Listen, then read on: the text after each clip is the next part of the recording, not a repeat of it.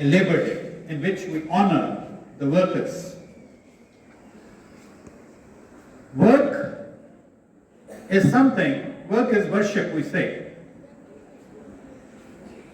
We got the reference of Gita also by one of the speakers in the assembly.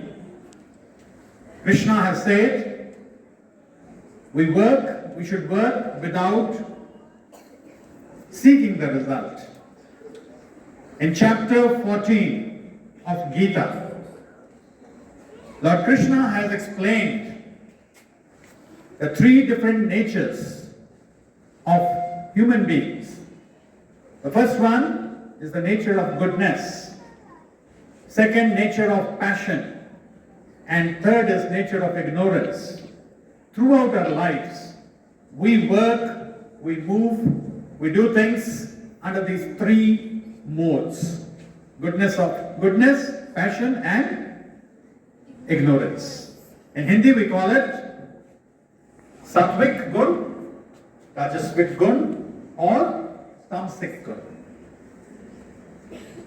I have always been telling you to read these texts, these great texts, whether it's Gita, whether it's Bible or any other religious text.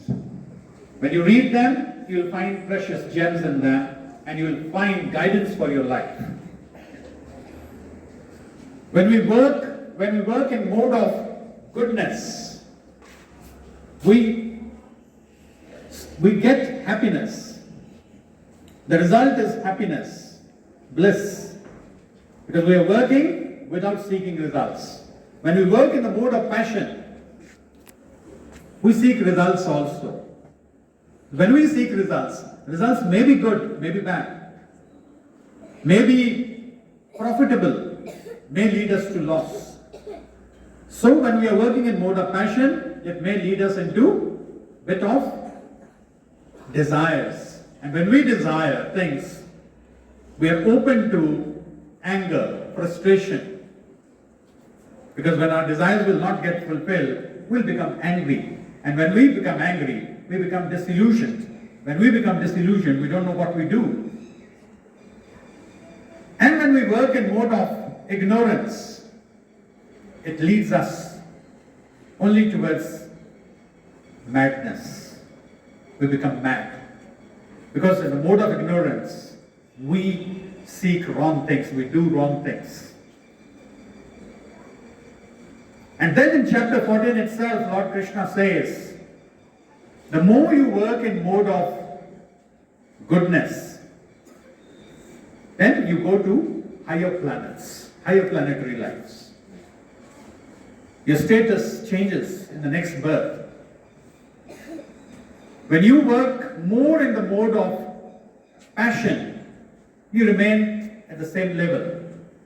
And when you work in the mode of ignorance, when you seek harm for others, for your friends, for your whosoever, when you are doing that purposely, knowingly, then it will lead us, it will take us to hellish planets. This is what Lord Krishna writes in chapter 14 of Holy Gita. If you have time, please go through all the 18 chapters of Gita. If you do not have time, go through at least 2 chapters, chapter 14 and chapter 16. And if you still have less time, at least go through chapter 14, about which I just spoke. So I hope you will do that. And once you finish it off, when you finish all the 18 chapters, tell your teachers you have done it. I don't expect this from, say, classes up till 5, but 6 onwards, you can read this. Okay? You may find it a little difficult to read it in Sanskrit. Read it in English. Read it in Hindi. The 2 languages with which you are familiar. I would suggest you should read Gita as it is. It is there in the library. It's available in various places. Pick it up, read these 18 chapters, and those who are good at reading, it will hardly take you about maximum 4 to 5 hours of full reading. You can go through these 18 chapters in 4 to 5 hours. And that you can spare in 1 month, maybe in summer break. After summer break, if you come, I will look forward to Few of you at least to come and say, sir, I have gone through it. Fine? Let me see. How many of you will try to read it? Raise your hands. Great. Thank you.